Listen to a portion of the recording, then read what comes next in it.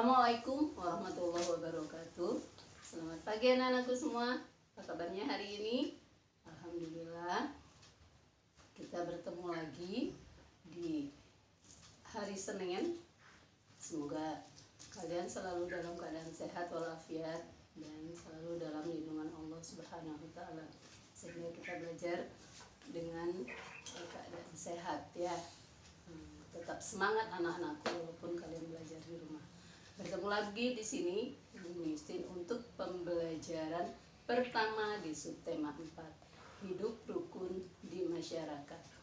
Nah, langsung saja ya kita ke materi pembelajarannya. Di subtema 4, hidup rukun di masyarakat. Nah, di pembelajaran 1 nanti kita akan belajar tentang kalimat penolakan. Apa itu kalimat penolakan? Nah, terus kita akan menyelesaikan masalah tentang bilangan, mencari jumlah dan mencari selisih dari bilangan. Terus kalian bisa membedakan gambar yang ada. Nanti ada 3 gambar karya seni itu yang memakai bahan alam yang berbeda. Nah, langsung saja kita masuk ke materi di subtema 4 pembelajaran 1. Kalian bisa buka buku halaman 140. Nah, di halaman 140 itu ada 2 buah gambar. Yang gambar di atas itu adalah gambar lingkungan yang sangat kotor dan tidak ada orang yang membersihkan lingkungan itu. Nah, dan gambar yang kedua, yang gambar di bawahnya itu adalah gambar masyarakat yang sedang bergotong royong membersihkan lingkungannya. Nah, dari kedua gambar itu kalian bisa membedakan yang mana yang termasuk hidup rukun di masyarakat. Setelah kalian amati, tentunya kalian pasti tahu yang masuk gambar yang menunjukkan hidup rukun di masyarakat itu adalah gambar yang kedua ya. Nah, setelah kalian amati gambarnya, sekarang kalian bisa memberi tanda centang untuk gambar yang menunjukkan hidup rukun di masyarakat. Nah, gambar yang pertama itu adalah gambar orang terjatuh dari sepeda motor. Nah, ada yang membantu. Itu adalah termasuk cerminan dari hidup rukun di masyarakat ya. Terus gambar yang kedua, berarti itu diberi tanda centang ya. Yang gambar kedua itu adalah bergotong royong membersihkan lingkungan. Itu juga termasuk hidup rukun di masyarakat. Gambar yang ketiga adalah bermusyawarah. Bermusyawarah juga termasuk hidup rukun. Dan gambar yang keempat itu lingkungan kotor dan tidak ada yang membersihkan, berarti itu tidak menunjukkan hidup rukun di masyarakat ya. Sekarang kita beralih ke pembelajaran 1. Bu Guru akan membacakan teks yang ada di pembelajaran 1. Kalian simak, dengarkan Bu Guru intonasinya bagaimana ketika ada tanda koma, ada tanda titik dan sebagainya. Nah, judulnya membuang sampah di tempat sampah. Udin selalu menjaga kebersihan. Sampah-sampah yang berserakan dibuang di tempat sampah. Sebaliknya, Badu tidak menjaga kebersihan rumah. Badu membuang sampah ke dalam got. Buang saja sampahmu ke dalam got dekat rumah, ajak Badu kepada Udin. Tidak mau ah, nanti air got menjadi tergenang dan bau, jawab Udin. Badu menyadari bahwa perbuatannya tidak baik. Ia meminta maaf kepada Udin. Badu juga berterima kasih kepada Udin karena sudah mengingatkan agar tidak membuang sampah sembarangan. Dari kedua gambar itu ada Udin membuang sampah di tempat sampah. Dan yang kedua adalah Badu membuang sampah di got. Nah, dari kedua gambar itu yang mana yang menunjukkan sikap yang baik? Nah, tentunya Udin ya. Karena Udin selalu menjaga kebersihan dengan cara membuang sampah di tempat sampah. Nah, sedangkan Badu itu merupakan sikap yang tidak baik, karena membuang sampah di got itu akan menyebabkan banjir ketika terjadi hujan, dan juga itu air got menjadi bau, ya, air menjadi bau. Terus dan tentunya ketika hujan itu air got bisa meluap dan terjadi banjir. Nah, pada teks yang sudah Bu Guru bacakan, ini itu ada kalimat penolakan di situ. Apa itu kalimat penolakan? Nah, sekarang Bu Guru akan jelaskan dulu. Kalimat penolakan itu adalah kalimat yang diucapkan untuk menolak sesuatu. Ya. Ulang lagi, kalimat penolakan adalah kalimat yang diucapkan untuk menolak sesuatu. Nah, kata penolakan itu biasa dengan kata tidak atau maaf. Contohnya,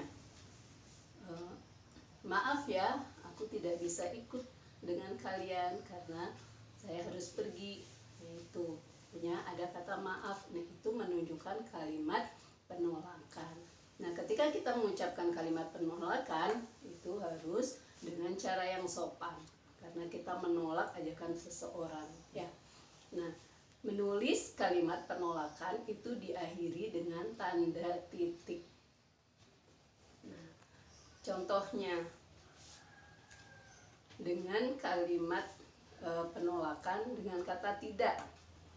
Contohnya misalnya buatlah kalimat dengan kalimat penolakan itu untuk tidak mau mencontek. Nah, kalimat penolakannya bagaimana, Nana? Nah, contohnya ya, aku tidak mau mencontek karena itu perbuatan tidak baik. Nah, itu tidak mau mencontek.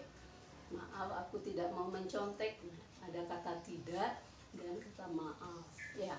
Nah, itu adalah termasuk kalimat penolakan. Bu Guru ulang sekali lagi, kalimat penolakan itu adalah kalimat yang diucapkan untuk menolak sesuatu, ya.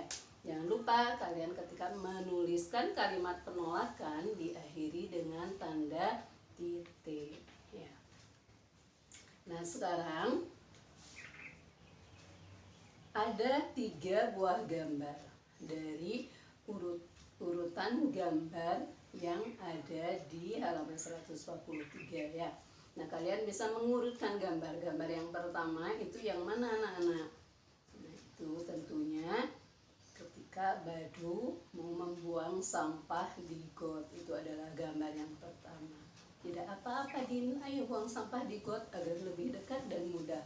Ini itu ucapan Badu kepada Udin. Itu adalah urutan yang nomor 1. Yang nomor 2 itu adalah itu, aku tidak mau Badu, kita harus menjaga kebersihan lingkungan.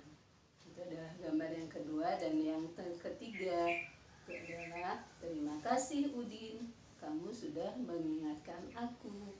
Itu adalah gambar ketiga. Nah, dari ketiga gambar itu kalian bisa membuat 2 cerita. Rumah Udin bersih dan nyaman. Nah, Siti, Edo, Udin itu bermain ke rumah Edo, ya. Mereka membuat prakarya. Mereka membuat prakarya itu dari bahan yang berbeda. Sekarang kalian amati bahan dan alat yang digunakan untuk membuat prakarya dengan bahan yang berbeda. Yang pertama itu bahannya adalah di situ ada bermacam-macam biji-bijian, ada biji kacang hijau, kacang merah, terus ada juga kertas gambar, pensil dan lem. Nah, terus yang di sebelahnya itu ada gambar kerang, ya. Ada gambar kertas gambar, terus pensil, lem, kerang, dan juga pasir.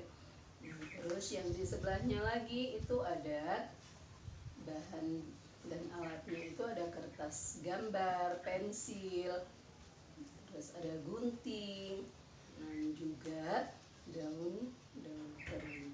Nah sekarang kalian pasangkan hasil dari prakarya yang memakai bahan alam biji-bijian.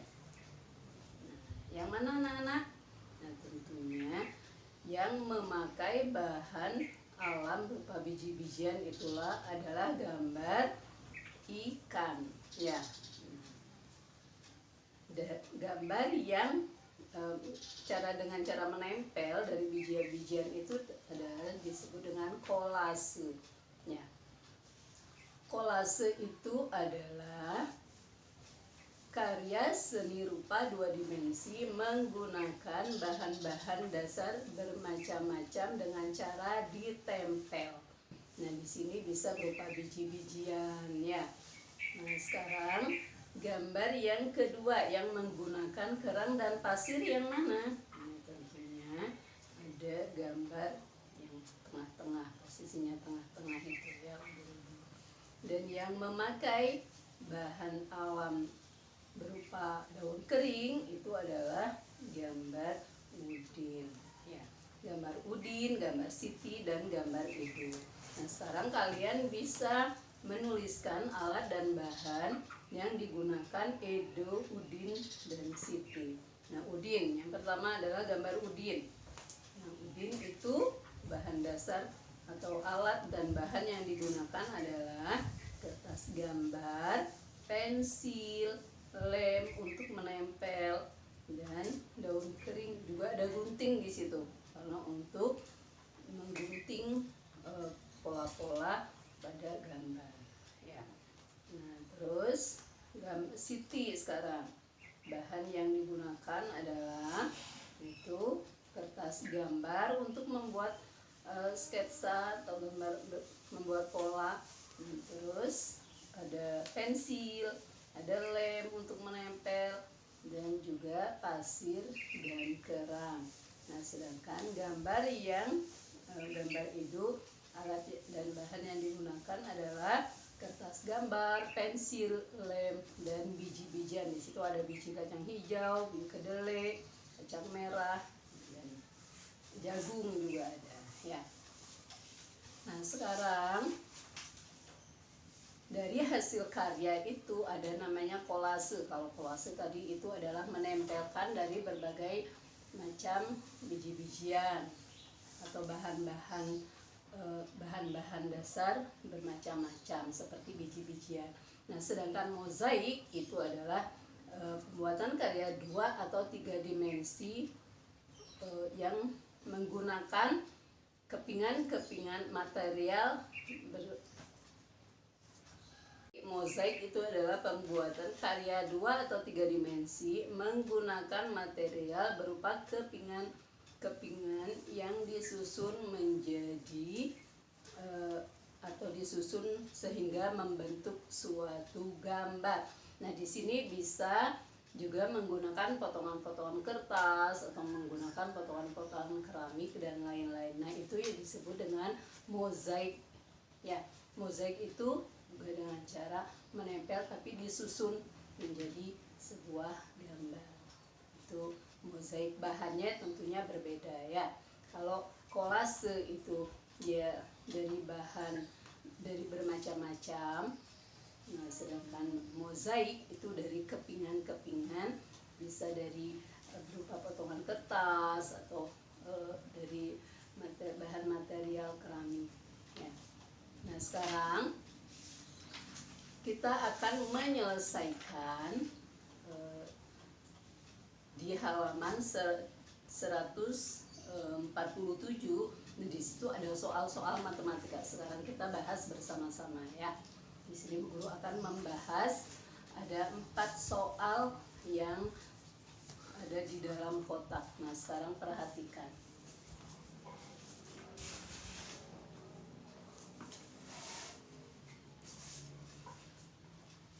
Nah, kita akan mencari jumlah dan selisih.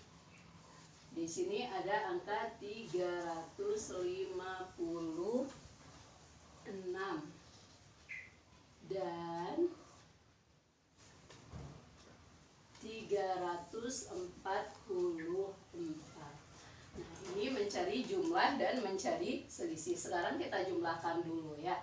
356 ditambah 344 jumlah. Nah, jangan lupa setiap kita akan mencari jumlah itu harus dari satuan terlebih dahulu ya. Nah, satuannya dijumlahkan dari satuan terus puluhan berakhir di ratusan. Nah, sekarang perhatikan. 6 ditambah 4 berapa anak-anak? 6 di mulut tambah 4. 6, 7, 8, 9, 10 ya. 10 hasilnya 10 yang ditulis angka 0. 1 disimpan di puluhan. Nah, sekarang 5 tambah 1 6. Sekarang 6 tambah 4 6, 7, 8, 9, 10 juga. 0 tulis, 1 disimpan di angka 3 tambah 1 4. 4 tambah 3 4. 5, 6, 7. Jadi hasilnya adalah 700. Sekarang kita akan mencari selisih.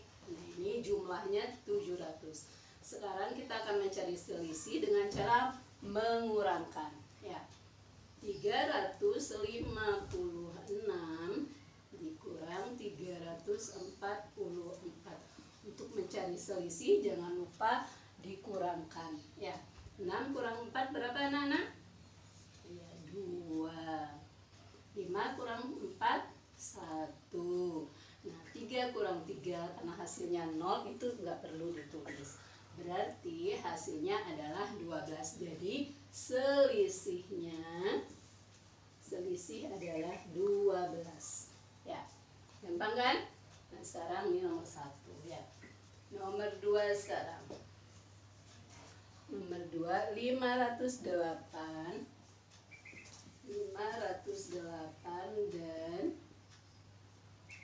192. Sekarang perhatikan yang soal nomor 2. 508 dan 192. Kita jumlahkan dulu. 508 ditambah 192 dijumlahkan ya. 8 tambah 2 8, 9, 10. Ditulis 0 disimpan 1 ya. 1 tambah 9 10. Tulis 0 juga disimpan 1.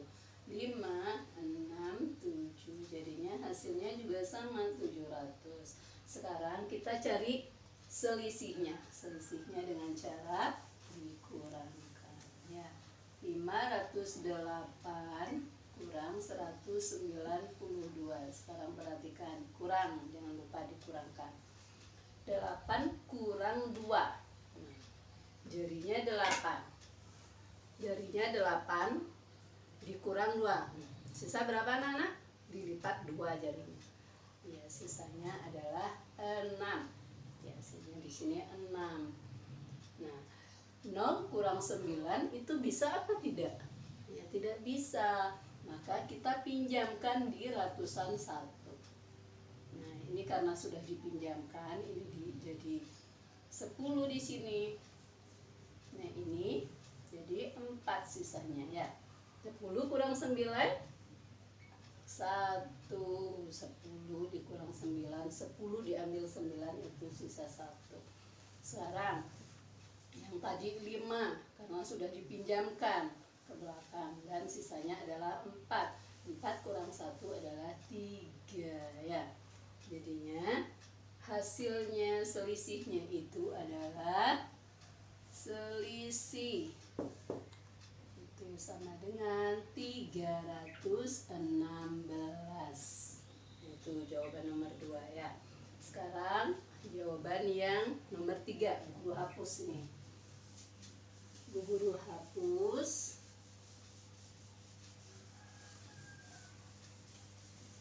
Sekarang yang nomor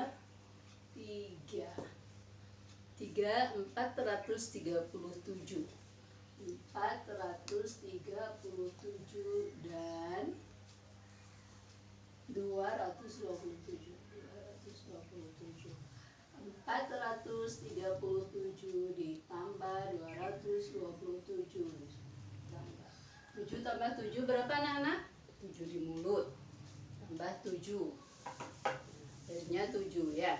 7 di mulut 7, 8, 9, 10, 11, 12, 13, 14. 14 yang ditulis angka satuannya, puluhannya disimpan di tempat puluhan juga ya. Nah 3 tambah 1 4 tambah 2 4 5 6 6. Sekarang 4 tambah 2 6 juga, jadinya 664. Sekarang kita cari selisihnya. Nah cara dikurangkan 437 227 dikurang 7 kurang 7 hasilnya 7, diambil 7 berarti 0 ya, hasilnya 0. 3 kurang 2 1, 4 kurang 2 2 ya, 4 permen, dimakan 2 permen, sisanya ada 2 ya. Berarti di sini selisihnya adalah 210. Sekarang yang terakhir, guru hapus lagi. Guru hapus yang soal nomor 4. Nomor 4 189. 189 dan 511. Sekarang mencari jumlah dulu. 189 511 jumlah. 9 tambah 1 10, ditulis 0, simpan 1. 8 9 10, hasilnya 10, tulis 0, simpan 1. 1 tambah 1 2, 2 tambah 5 7, 700. Nah sekarang kita cari selisih. Nah untuk mencari selisih, untuk mencari selisih angka yang lebih besar yang di atas ya anak-anak ya. Nah di sini antara 189 dengan 511 itu yang lebih besar angkanya yang mana? Ya tentunya yang 511. Nah angka yang lebih besar yang ada di atas, posisi atas ya. Berarti di sini ditulis 511 dan 189 kurang. Nah sekarang 1 kurang 9 bisa apa tidak?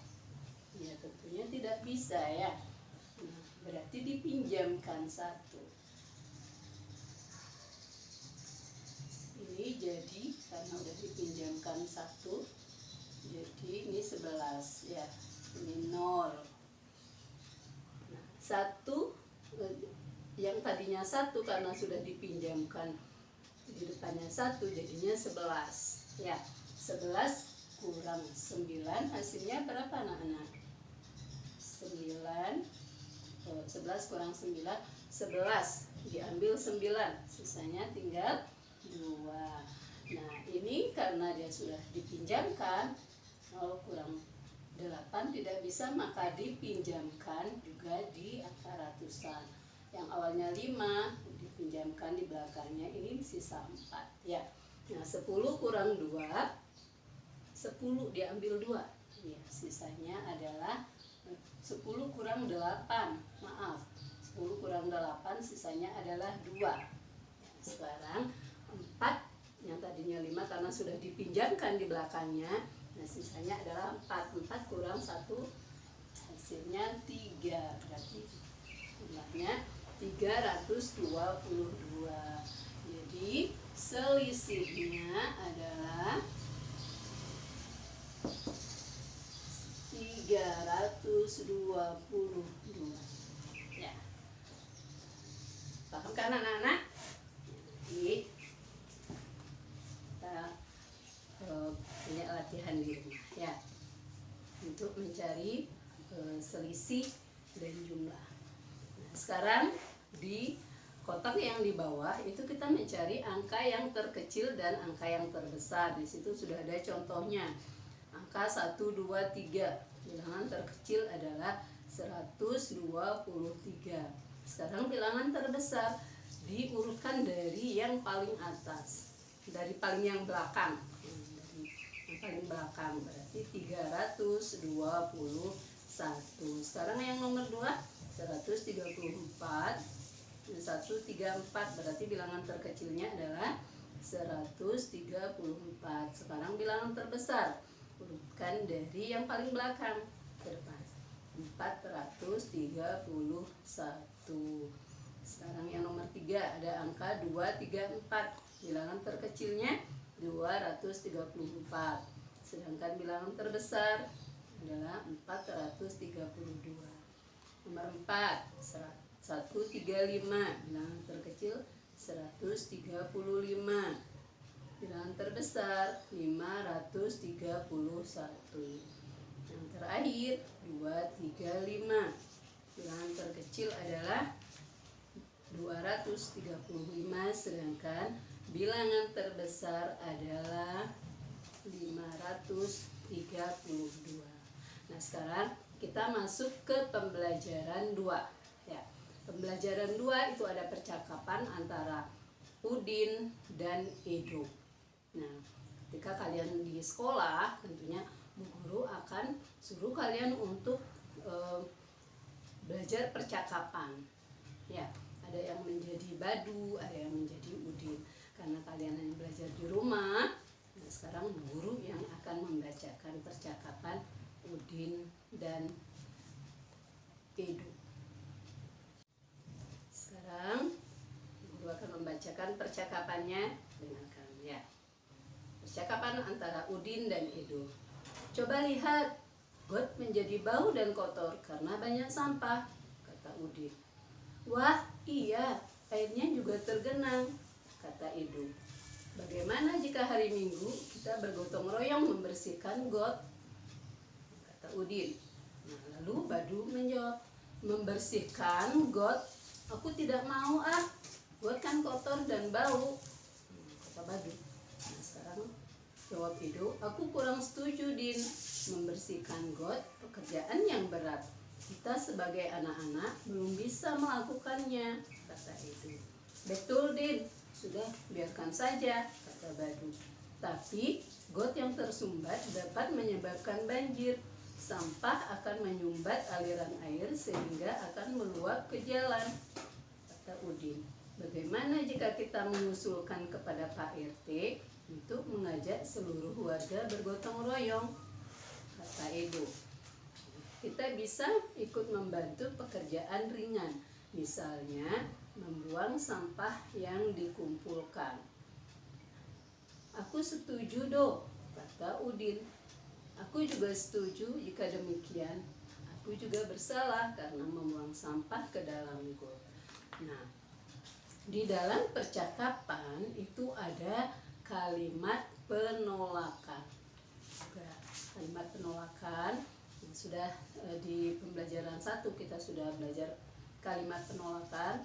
Sekarang Bu Guru ingatkan lagi, kalimat penolakan itu adalah kalimat yang diucapkan untuk menolak sesuatu. Ya, tentunya kalimat penolakan itu ada kata tidak, ada kata maaf.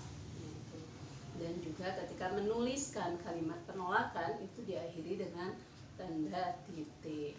Nah, sekarang kalian bisa lihat kalimat penolakannya yang mana. Nah, tentunya di sini ada kata aku kurang setuju. Nah, itu juga termasuk kalimat penolakan ya. Nah, sekarang ini ada beberapa pertanyaan yang harus kalian jawab. Nomor 1, apakah gotong royong diperlukan di dalam masyarakat? Diperlukan apa tidak anak-anak? Iya, tentunya sangat diperlukan karena bergotong royong itu ada bekerja sama itu akan menumbuhkan rasa persatuan, dan juga ketika kita bergotong royong pekerjaan berat menjadi ringan ya karena dikerjakan bersama-sama. Nah, Terus yang nomor 2, apakah terdapat kalimat penolakan pada teks percakapan di atas? Nah, tentunya ada. Nah, yang mana kalimat yang menunjukkan penolakan tersebut? Nah, di sini ada aku kurang setuju, Din. Nah, itu. Terus yang mana lagi anak-anak? Aku tidak mau ah. Nah, itu juga ada yang dikatakan oleh Badu. Aku tidak mau ah, got kan kotor dan bau. Nah, itu termasuk kalimat penolakan. Nah, sekarang kalimat yang menunjukkan persetujuan. Nah, kalimat yang menunjukkan persetujuan juga ada. Yang mana anak-anak kalimat persetujuannya? Nah, yang dikatakan oleh Udin. Aku setuju do. Terus juga Badu. Ya, aku juga setuju jika demikian. Yaitu adalah kalimat persetujuan. Nah, sekarang ketika gotong royong diadakan di hari Minggu, nah itu keluarga Lani, nah itu dia akan pergi ke gereja. Dia meminta izin kepada Pak RT. Nah, sekarang kalian bisa amati gambarnya. Ketika warga bergotong royong membersihkan got, sampah yang terangkut diletakkan di pinggir jalan. Anak-anak ikut membantu memungut sampah yang tercecer. Warga merasa senang, lingkungan kembali bersih. Nah, ini ada percakapan antara Pak RT dan keluarga Lani. Maaf, kami nanti terlambat mengikuti kerja bakti. Kami akan pergi ke gereja terlebih dahulu. Kata Pak RT, baik Pak, tidak apa-apa. Nah, sekarang Pak RT ada percakapannya juga di situ. Mari kita beristirahat sejenak. Nah, sekarang dari gambar itu, nah ternyata mereka sudah menerapkan pengamalan sila pertama dan sila kedua. Yang mana yang menunjukkan gambar yang menunjukkan pengamalan sila pertama? Nah, tentunya gambar yang ada permintaan izin kepada Pak RT untuk melaksanakan ibadah ke gereja. Ya, itu ada keluarga Lani itu meminta izin kepada Pak RT, dia terlambat untuk mengikuti kerja bakti atau gotong royong. Nah, itu menunjukkan pengamalan sila pertama karena memberi kesempatan kepada agama lain untuk melakukan ibadah atau disebut dengan toleransi. Nah, sekarang yang menunjukkan pengamalan sila kedua adalah gambar yang di bawah. Ya, gambar di bawah itu karena melakukan kerja bakti itu tentunya capek, terus haus. Nah, itu kita memberikan orang lain untuk beristirahat sejenak. Nah, itu juga adalah termasuk pengamalan sila kedua Pancasila. Nah, tentunya kalian masih ingat dengan lambangnya. Lambang sila pertama adalah bintang. Nah, bunyinya bagaimana anak-anak? Ketuhanan yang Maha Esa. Terus yang kedua adalah simbolnya rantai. Simbolnya rantai. Terus bunyinya kemanusiaan yang adil dan beradab. Nah, sekarang kalian bisa menuliskan contoh pengamalan sila pertama dan sila kedua Pancasila. Seperti kemarin sudah Bu Guru juga beri catatan untuk pengamalan sila pertama sampai sila kelima ya. Nah, sekarang setelah melakukan kerja bakti, Udin juga melakukan aktivitas. Aktivitas Udin dan teman-teman itu melakukan bermain dengan cara melompat dan meloncat. Nah, ternyata melompat dan meloncat itu beda anak-anak ya. Nah, sekarang dilihat dari gambar 1. Dari gambar 1, gerakan yang dilakukan itu adalah melompat itu dengan gerakan satu kaki. Nah, sedangkan meloncat itu adalah gerakan melompat dengan 2 kaki atau 4 kaki sekaligus. Nah, sekarang Bu Guru akan menjelaskan melompat itu menurut Kamus Besar Bahasa Indonesia itu adalah melakukan gerakan dengan mengangkat kaki ke depan dan dengan cepat menurunkannya lagi. Itu namanya melompat ya. Melakukan gerak dengan mengangkat kaki ke depan dengan cepat menurunkannya lagi. Sedangkan meloncat itu adalah gerakan melompat yang dilakukan dengan kedua kaki atau 4 kaki secara bersama-sama, seperti gerakan katak atau gerakan kelinci. Itu namanya meloncat ya. Kalau melompat itu dengan menggunakan 1 kaki, dengan menggunakan 1 kaki mengangkat 1 kaki ke depan dan cepat menurunkannya lagi, yaitu melompat. Sedangkan meloncat itu gerakan mengangkat 2 kaki atau 4 kaki sekaligus, yaitu meloncat. Nah, pada gerakan melompat dan meloncat kita bisa melakukannya itu dengan cara bermain tapak gunung atau engklek. Nah, kalian pernah bermain itu tidak? Nah, sekarang permainan tradisional itu sudah